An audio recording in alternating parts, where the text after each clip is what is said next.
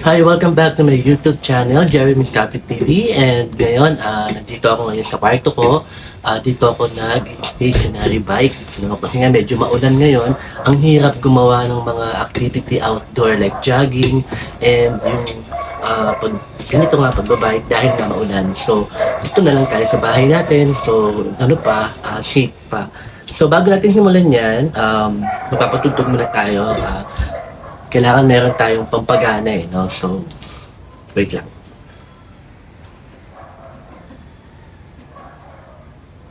Spotify, and ang papatutugin natin is, siyempre, Bing. Ayan. So, ayan. Kalamin. Hinaan lang natin para makapag-vlog ako.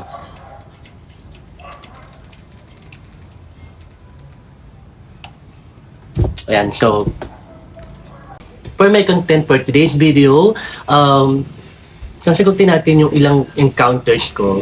Bigyan natin ng justification, yung mga maling akala, yung mga maling pagtingin sa mga dancer, na kapag dancer daw, no, according dun sa nagtanong sa akin. Kasi may nagtanong sa akin, no, may nag-approach sa akin, sabi niya, buti ikaw o kayong magkapatid kahit dancer kayo, hindi kayo mayabang, hindi kayo yung maangas, hindi kayo yung mataas yung tingin sa sarili. Sabi ko, bakit ganun ba yun? Pag dancer ba, ang tingin nyo parang mataas yung tingin sa sarili, yung mayabang, maangas. Sabi ko, parang hindi naman. Kasi madami naman akong kakilala na dancer, marami akong kakilala magaling sumayaw, nagpe-perform. Pero down to earth naman, sabi ko, hindi naman baka tingin nyo lang, baka impression nyo lang. Kasi, maporma, tapos maangas. Kasi kailangan yun, attitude ang tawag doon. Pag nagpe-perform, kailangan may attitude, kailangan may, tawag dito, yung parang may appeal. Kasi, dagdag din yun sa performance. Pero, talagang sa karamihang kilala kong mga dance group, mga dancer, nag-perform, mababait naman sila, saka down to earth, no? Katunayan nga yan yung kilala ninyo, Bobby de Guzman, yung mga part ng Universal Motion Dancer, si Marco McKinley, Jerry Oliva, na nakasama ko in one stage, no? Tapos, nakasabay kong kumain sa backstage ng Tapsilog, kumakain sila dun sa Lapag, makain kami ng Tapsilog, pero di ba, iisipin mo ba yon na mayabang yun o tawag dito yung parang may ere, yung may hindi, yun kilalang artista na yun, artista na dati yun, pero nakasama namin ng ganun lang, yung nakikipagbardagulan, nakikipagkulitan, ganun. So hindi totoo yun, no?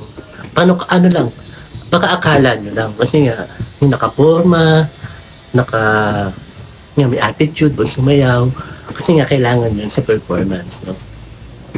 Ganun, so hindi totoo yun at yung sa nag-approach naman sa akin, ba't ako magyayapang, hindi naman ako dancer professionally, parang libangan ko lang ito, parang gusto ko lang, yun yung way ko para mag-lose ng weight, magkaroon ako ng exercise, kasi tamad ako mag-gym. Dati, nung bata-bata ako, nag-gym ako. Pero ngayong may edad na ako, tamad na ako, makita ko palang equipment. Ito nga lang hindi ko ito ginagamit Mas gusto ko yung nag-enjoy ako, like, nag-jogging ako, naglalakad ako, masayaw ako, yung gano'n. So, yung pag-sayaw, yun, gusto ko siyang gawin kasi, beneficial siya. Nag-enjoy na ako, yun nga, nahahasa pa ako sumayaw. Pero hindi ako dancer. Hindi ko kiniklaim yung sarili kong magaling na dancer dahil I never been a part of the dance group after ko mag-high school. Nung high school ako, part ako. Pero kung after nun, never ako naging part ng ng dance group. Kasi hindi ko talaga kino-consider yung sarili ko na magaling. Marunong lang ako. No? Yun. Mali yung akala nyo na kapag dancer ka, mayabang ka, and tawag dito, may ere, may attitude, gano'n. Malaki yung ulo, yung akala mo hindi mo kayang lapitan, hindi mo kayang i-approach, hindi yun. Tingin nyo lang yun. Siguro, nai-intimidate lang kayo dahil, yun nga, may forma nga eh, di ba? Parang, kumbaga parang ewan ko, hindi ko ma-explain, baka akala nyo lang, pero hindi talaga. Yun, inom muna tayo. Nakakahingal tong pagbabike habang nagbablog. Yun. And yun, nakita ko yung tumbler. Shout out kay kay Ate Melba na nagregalo sa akin ito nung birthday ko. Ang ganda na ito guys kasi kahit mainit, hindi lalamig. Pag malamig naman, hindi iinit. Yun, talagang effective to sa mga outgoing person katulad ko na nagja-jogging kasi yung lamig niya nag-stay talaga kahit na mahigit 24 hours na eh. Kaya I'm so blessed na nabigyan ako ni Ate Melba nito. Hindi ko pinapansin tong brand na to dati kasi okay na ako sa Sabi ko, pag napunta naman ako sa ibang lugar, may tinda namang ice tubig. Pwede na ako dun eh. Pero iba pa rin pala may ganito pa kasi sure ka na iinom mo malinis, di ba? Oo nga naman. No? Thank you Ate Melba for this gift mo sa akin nung birthday ko. Talagang nagagamit ko siya. Yan. Ayun. So, yun lang, no? Huwag tayo agad mag-judge sa mga taong akala natin ay hindi natin tawag doon. Pag hindi kasi natin ka-standard, hindi natin ka-uri, parang nag-judge natin agad. Pero hindi talaga. So, lahat po ng dancer, masayang kasama yan. Dahil kung nakikita ninyo kapag nagpa-practice yan, padagulan yan, gano'n. Mga jologs yan. Kahit nga ice tubig, hindi inom yan. Kahit na mga street food, kinakain yan.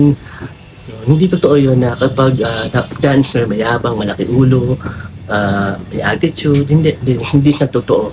Ako na nagpapatunay sa inyo. Yan na, nakita niyo naman yung picture ni Wawid Guzman, Jerry Oliva, Marco Mackindi na nakakasama lang namin sa backstage, no? After ng mga performance namin, noong nagkasama kami. No, yun. Yun lang for today's video, for today's vlog. Thank you so much for watching and keeping my channel alive. So sa mga hindi pa po nakapag-subscribe dyan at nakahit ng notification bell, gawin nyo na please dahil talagang napakadami naman pong mga magagandang kwento at mga inspirational na mga word of wisdom ang pwede kong ma-share sa inyo. So, until next time, dito pa rin yan sa Jeremy Sabi TV YouTube channel. So, bye-bye. Love you all and God bless. Tara na, karay na. Saan ba punta? Ang ganda ng likod ko. So, tapos na natin itong 10 minutes. So, salamin din.